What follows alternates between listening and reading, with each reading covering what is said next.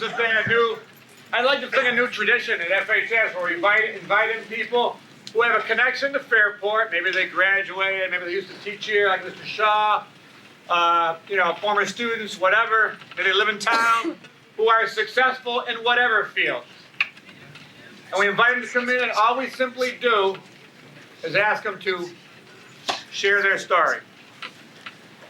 And our final Friday forum of the year features Phillip Seymour Hoffman from the class of 1985. 20 years ago. And he's going to take a little bit of time and share his story. And then for the second part of the period, I'm sure he'll be glad to answer your questions. So how about a nice welcome?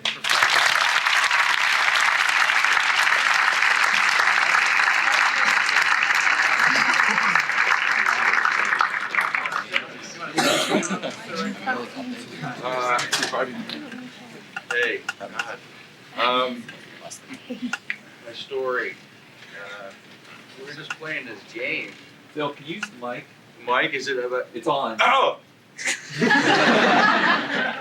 Alright, so I just pull it off. Pull it out, Phil. Yeah. Well, I'll just speak up. We were playing this game in the lunchroom with some of the teachers, and a lot of the questions had to do with me when I was at school, and Mr. Baines handed me my transcript of my grades and stuff when I was here, reminding me of my SAT scores and stuff. And I was looking at it, and I remember one thing was that I remember when I was a sophomore, I was a little bit of trouble in my sophomore year. I remember I was really a troublemaker. I think there's one teacher I helped kind of not come back the next year. I can't remember her name.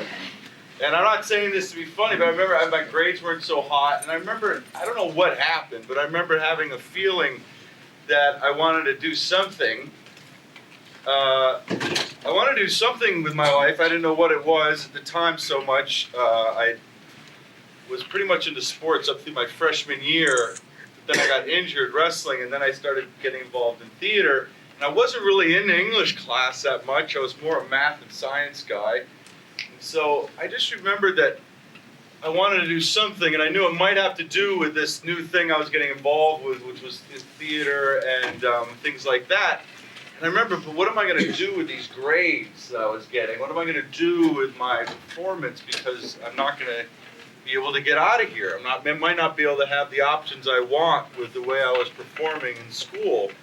And I knew that I was in a good school, and I knew I had really good teachers. And my junior year jumped from, I was looking at it, and I remember I made this conscious choice that I need to do well here, because I want to have options when I get out of here.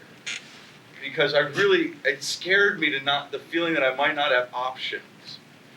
And I know that might be kind of a complex thing for a 14 or 15-year-old, but I don't think it really is. And I remember thinking that I wanted to have options, and I remember I would go home, and I was still, to be honest, I was still, hung out kind of the wrong crowd and kind of the good crowd. I hung out with a lot of different crowds, but I still was doing my thing, getting into trouble a little bit here and there. But I remember I had this very strict thing where I was going to finish, and this might sound boring, but I was going to finish my homework every day. And I was going to study and make sure I knew what I was, because I wanted to do well on my exams, and I wanted to do well my junior year going into my senior year, because I remember I wanted to graduate and have options. And that's the beginning of my story. And I remember I was thinking that, but actually seeing that transcript reminded me of it. And I remember it was even with my SAT scores, they were pretty bad the first time I took it. In fact, I think I went in there, I was just so nervous, I didn't know what I was doing. And I remember I got to do well on those because I want to have options. And I got to do well in these classes because I want to have options. And when I started doing that, I started finding out what interested me. When I started realizing I had to invest in trying to have some kind of performance that was satisfying and that I could be proud of, I actually started to find out what was interesting to me. And I remember actually I started becoming more interested in my English classes where I wasn't before. I started to become more interested in reading plays and books where I wasn't before. And this might sound really corny, but this is what happened.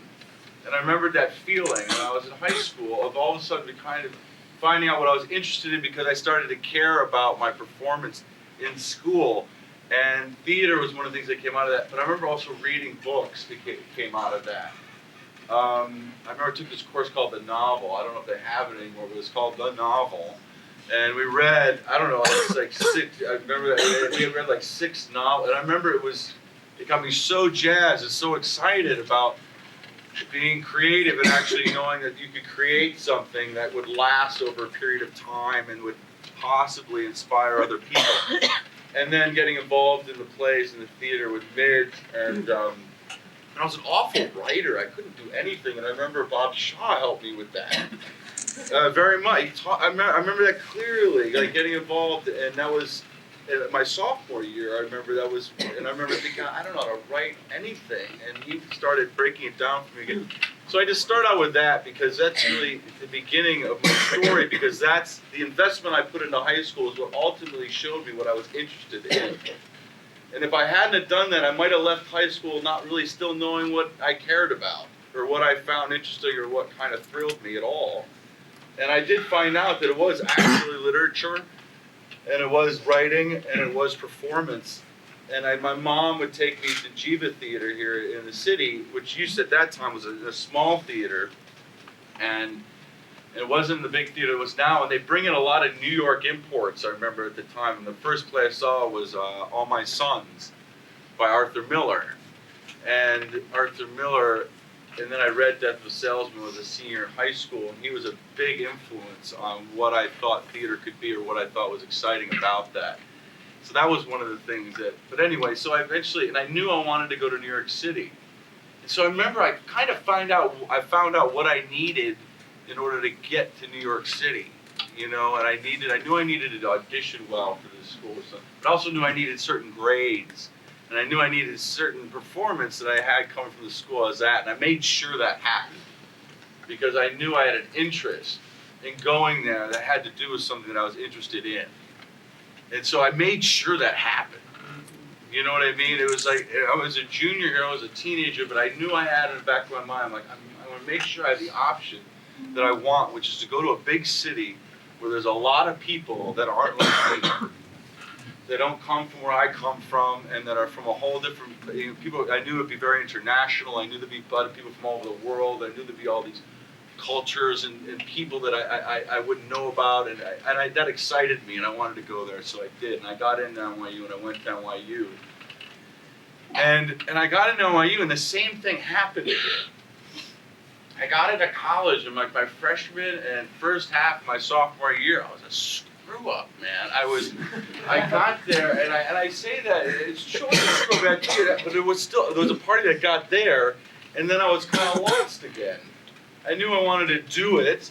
I knew that this was interesting to me, but there was still a part of me that didn't want to accept the responsibility of investing in this thing that I want to do. I didn't want to accept the responsibility, because if I accept the responsibility and I actually see it through, then I am responsible for my behavior. You see what I mean?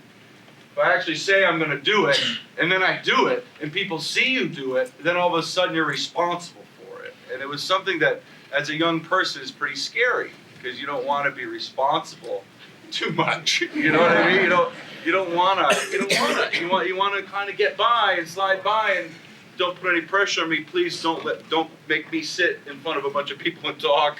You know, don't make me be accountable for my actions in the world. And that was such. I went to college. I was in New York City. I was bringing firemen, all these people from all these other places. I was in these acting classes. I remember I'd show up late to this acting class, and one of my vivid memories of being a freshman in college is the door slamming in my face, because, you know, and that didn't happen to me in high school. You know, I'd show up late, but I remember I'd show up, and I remember the teacher would know that I was coming in late, and I remember he would like swing his foot around me, and he'd slam the door in my face, and I'd be out in the hallway, and I'd be like, oh, I guess I'm not going to class.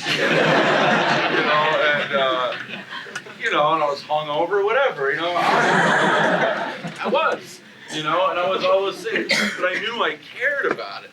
I knew there was something I wanted in there, and that teacher was very important to me too, from the teachers, Bob and John Baines and Midge, and the teachers I had here that inspired me. I went into college, and I also had another group of teachers that were all of a sudden saying, all right, Now you're here. Now don't be late. And I remember I showed up. I remember the first class I didn't have a pencil. I was in theater. I didn't think I needed a pencil in acting class. And I didn't have a pencil. I remember he just was like, "You don't have a pencil."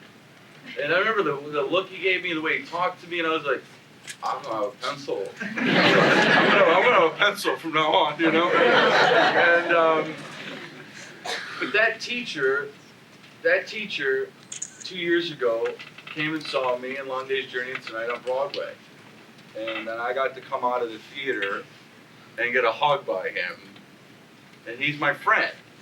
And now he talks, hopefully, about the experience of what could possibly happen if you make yourself responsible for what you want and you see it through. Now, I'll put my, like, that's really the story. That's really what I wanted to say, was that everything that's transpired since then is because I eventually had to go to I had to go to auditions, I had to go to meetings, I had to go to rooms, and I had to sit in a lobby or sit in a waiting room like the office here, probably when you got to go see the principal and you're sitting there, or you got to go see your teacher and you got to take a test and you have that feeling, am I going to do well, am I going to do it?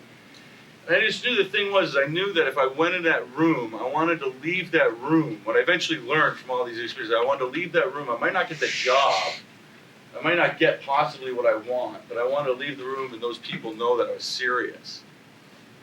That I was serious.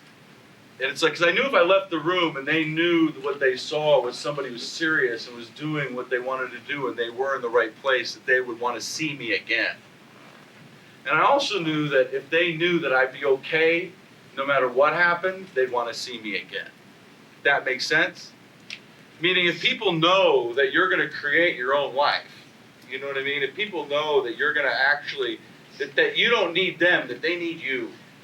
You know, that was a real important lesson to me, that it's like, with or without you, I'm going to do this. It's a very attractive quality. And I realized that it's like, at a young age that I knew, and Fairport High School had a lot to do with that, because Fairport High School has a lot of kids. And I remember when I was in school here, I don't know if that young lady who I talked to is here on the phone, but she had said, what was one of your big memories? And I remember that no matter what I was involved in, there was always somebody who was better at it than I was at school. I remember if it was sports, I mean, my best friend in high school, Danny Berdizzi, who teachers might remember Danny, he was just so successful in school. He was so successful in sports, my brother called him Win Easy, because he like won all the time, you know.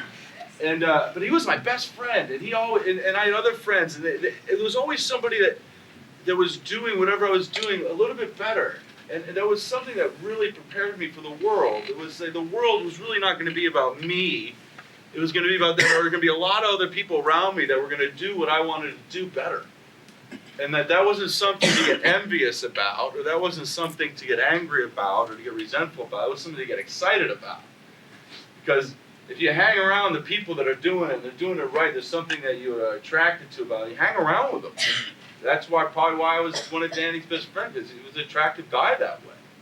And I remember he did what he needed to do, and if that makes sense also. And so this school prepared me a lot for that. And then going into New York City, so I wasn't shocked by going into New York City and having a lot of other people who I could see had maybe more talent, or had more intelligence, or more things, and we wrap it up with that, but that's really what I wanted to talk about, because I was able to know is I had to become my own artist, I had to become my own person, I had to create my own life, and I had to do that. And in doing that, I would succeed to the best of my ability, and I knew people would be attracted and wanted to find out what I was doing if I did that. And those are things that I started learning here at school. You're at a really good school. You're at a highly competitive school. There are a lot of people around you. I think you all know what I mean by when you look around, there's people that might be doing better than you, or less. That's the world. You know what I mean? And it's like, this was a very important lesson that I took out into college, and that it wasn't about being competitive, it wasn't about envy, it wasn't about these things. It was about being excited by people that were succeeding and had talent. I wanted to be around them, I wanted to know them, I wanted to know how they did it.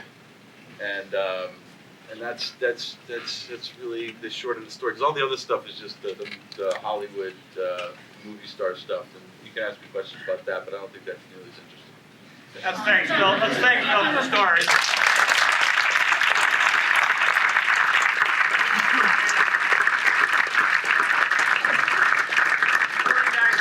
Questions, which we'll do in just a minute. I was kind of remiss and I didn't do other introductions, and I wanted to mention and have you welcome Phil's mom is here, right over there. You might have heard of his mom. She's a local judge, and you know what's pretty cool, you guys, I think? You know, we get this Hollywood movie star kind of guy sitting right here, and what's his mother doing? She's taking videos of him at our school. Once a mom, always a mom. I guess that's it, yeah? So let's welcome Phil's mom.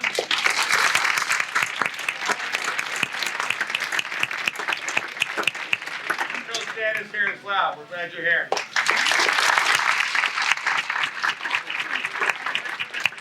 There is Phil's brother Gordy, who I've talked about. We're going to have him here for a Friday forum too, because he's got a great story to tell as well. Welcome, Gordy.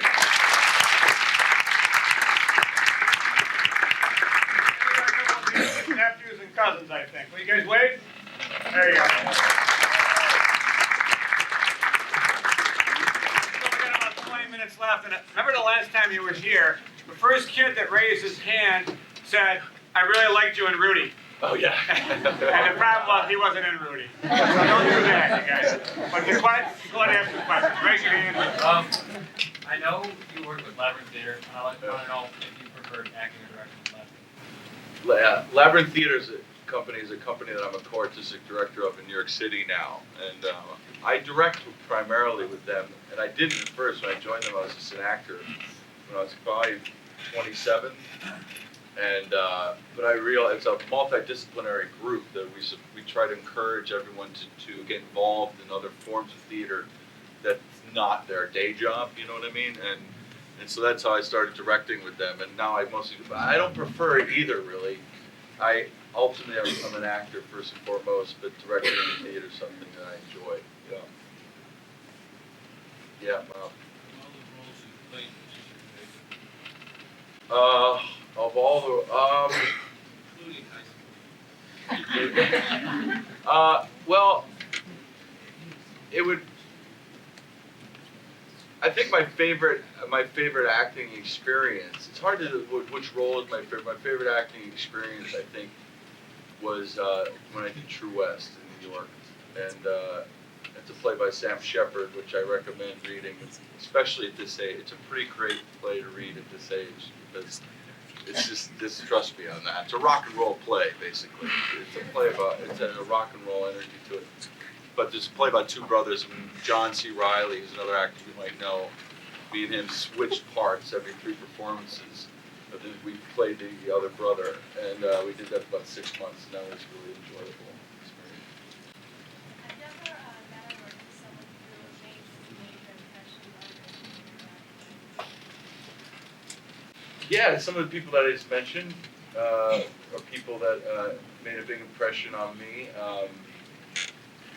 My mother made a big impression on me because of how she dealt with obstacles different from other people. I would experience them. Obstacles just seemed to get out of her way somehow, you know. And that's something that, you know, it has its good points and its bad points, you know. But I kind of that was a big impression on me. People who had that, who were like that, who wanted something and they went and got it. I always made a big impression. But actors made a big impression on me. This might sound high. Meryl Streep is somebody I've worked with a couple of times. She's pretty impressive individual as an actor. Yeah. Who's your favorite actor?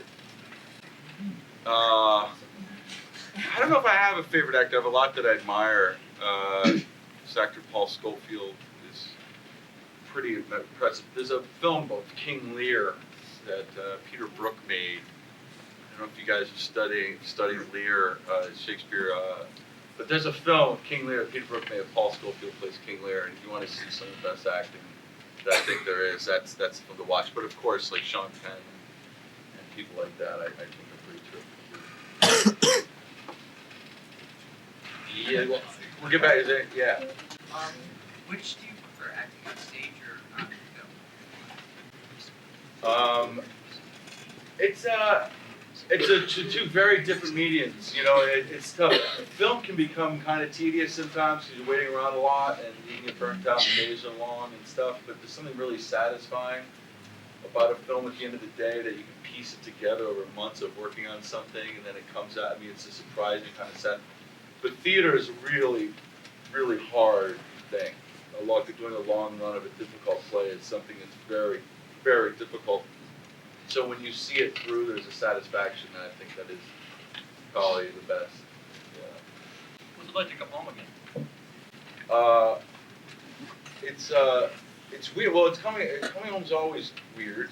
You know, as you all the adults in this room know, coming home is, but it's good. I mean, I was just outside. It's also weird being here in the spring, and the weather's really nice because I remember high school in the spring was a whole different beast. You know? Like once the weather got nice outside, you know.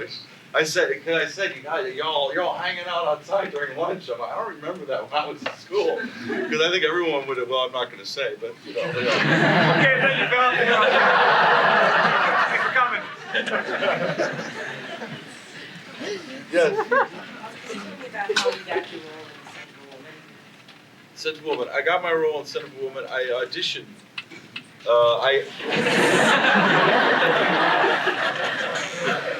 I went to the Williamstown Theater Festival out of college. I auditioned for that out of college, and I got in, and I met some people there. I came back to New York. We did a play that we wrote ourselves, kind of like what I was saying. We wanted to do a play, so we did a play. And we had no money. We did this play, and this manager came to this play. And she saw me, and she ended up being my manager for the next 15 years. But she got me this audition for this movie, which I auditioned for about 5 times, and then I got that job. I was 24 at that time. Hi. That's not the question.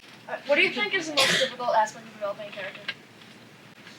Most difficult aspect of developing a character. The most difficult thing about developing a character or about acting at all is that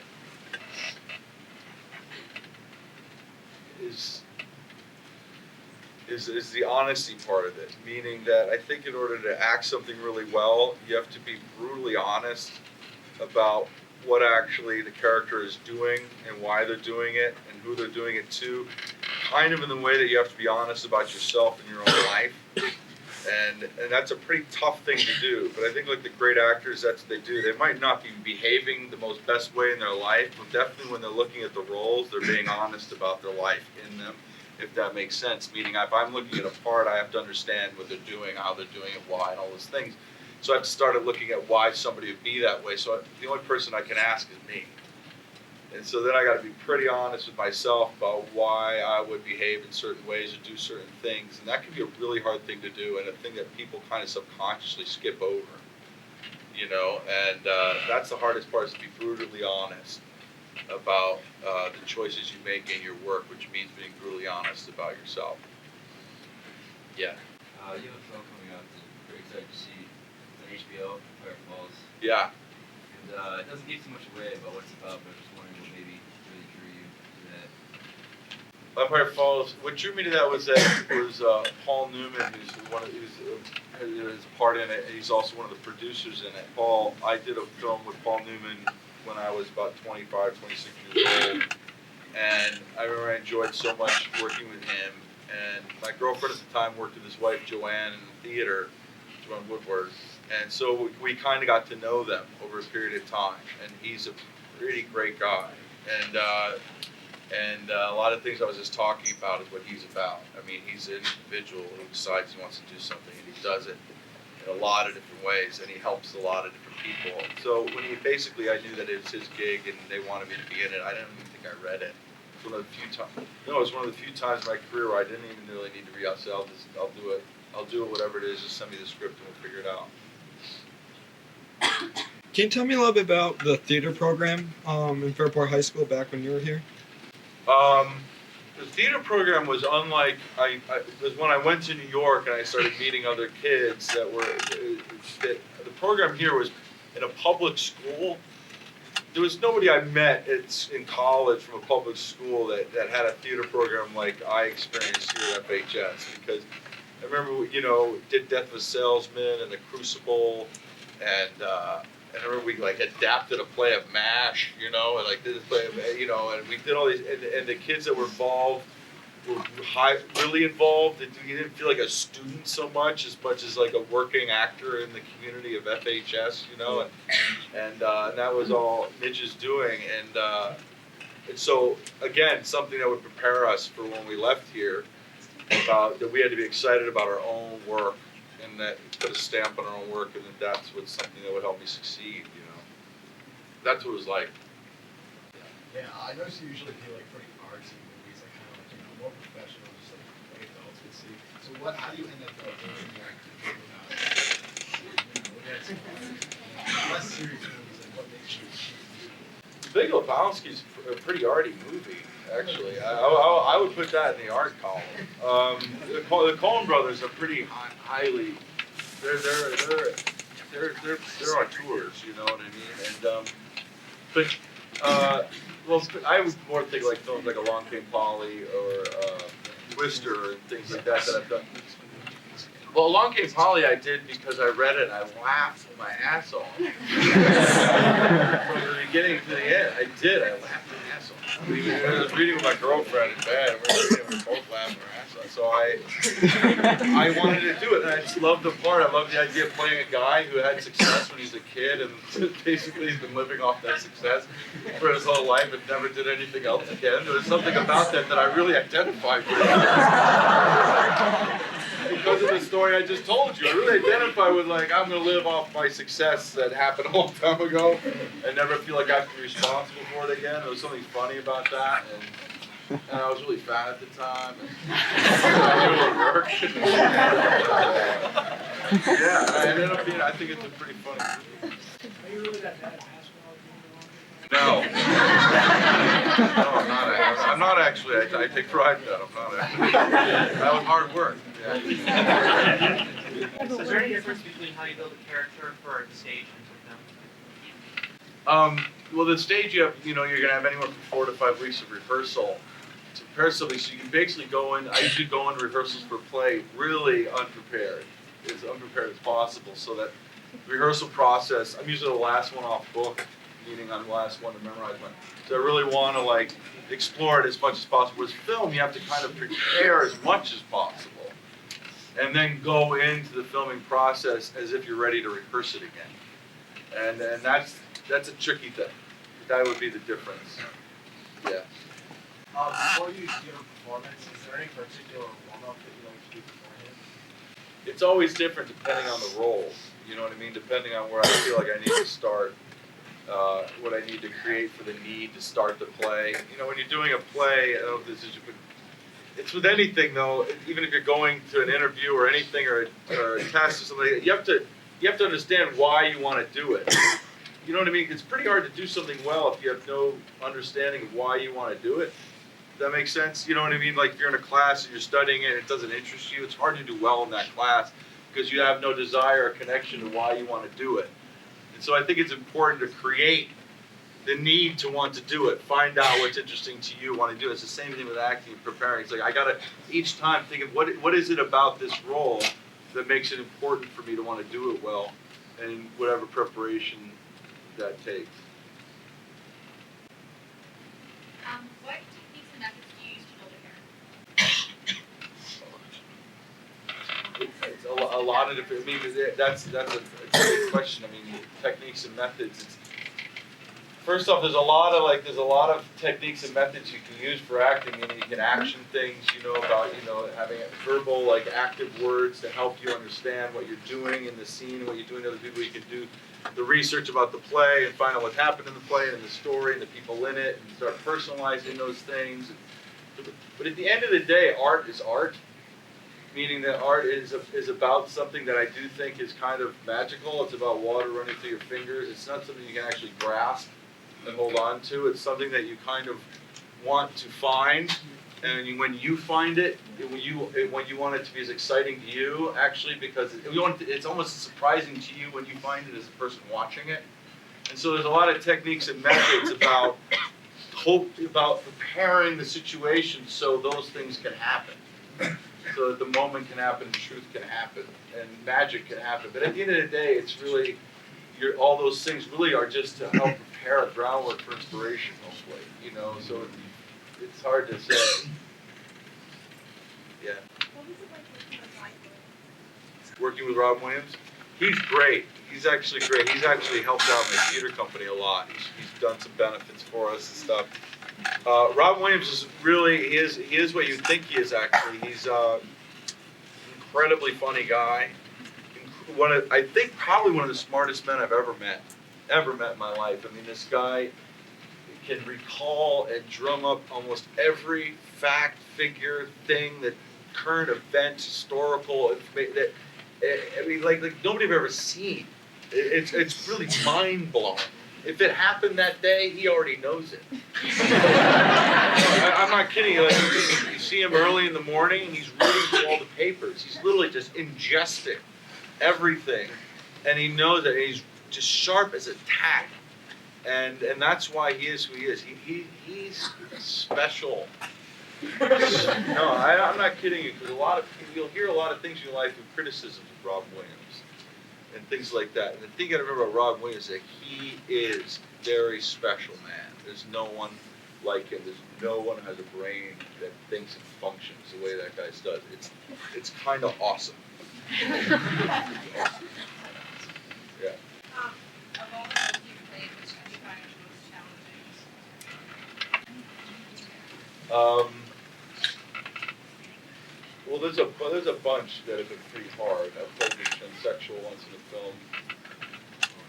That was, I played a person who actually thought he was a woman, and he wanted an operation. He lived his life as a drag queen, and that was pretty hard because, I'm kind of butch, And I just played Truman Capote in a film. I don't know if you guys studied any of his writing. He wrote In Cold Blood and Breakfast at Tiffany's and these books. And I played him during the period of time when he wrote In Cold Blood, and that was really hard. That was because I don't know if you've seen him. He's dead now, but I mean, when there's tape of him in talk shows and stuff. But there's and then the theater stuff is really tough. It's the theater, the True West and Long Day Journey Tonight were very, very hard. Those are some of the harder parts. What was it like working with Bill Paxton? Bill Paxton on Twister. You had to. It was good, actually. We worked together like 4 months. That movie was tough. That movie was, we were in the middle of nowhere for like 4 months, and the film kind of took it out of it. It was like a lot of days where I was like by myself in the middle of some farm somewhere, like eating like boxes of Oreos or something, and questioning my very existence. So basically, that's an example of one of those times in your life when you question your very existence. So that it's just, but Bill and everyone, we all became very close because of that, because we were all there, we were all stuck, we had no connection to anybody. And we got very close to that film. Yeah. You were one of my favorite movies, Change the Tower. Just wondering what it was like to work with Spike Lee. That was pretty great, yeah. Spike Lee is pretty great. We became pretty good friends on that, actually. And Edward Norton is somebody that I did 2 films with at that time, Red Drag. So I worked with him back to back and got to know him pretty well. And Spike Lee's very, very inspiring guy. He's incredibly prepared, and he's like you're saying, the inspiration. The guy kind of shows up to the set, and he looks at the room, and he basically decides how the scene's going to play out right there. And he'll like pull a napkin over with a pen, and he'll be like, and he'll like hand it to the DP. So he didn't actually prepare the shot list, or prepare he actually showed up and goes, what is this? What is this? Or this is what it is, and hand it to him, and I just really enjoyed that part because I felt like I was in good hands. I felt like I could do my work and not have to worry about what was going on. But his stuff's very provocative, very provocative stuff. And that film especially because I dealt with 9/11, which was really, really interesting to me. This is Marshall's been working a lot of stuff with Meisner. And I was wondering if you'd ever done your traditional word game at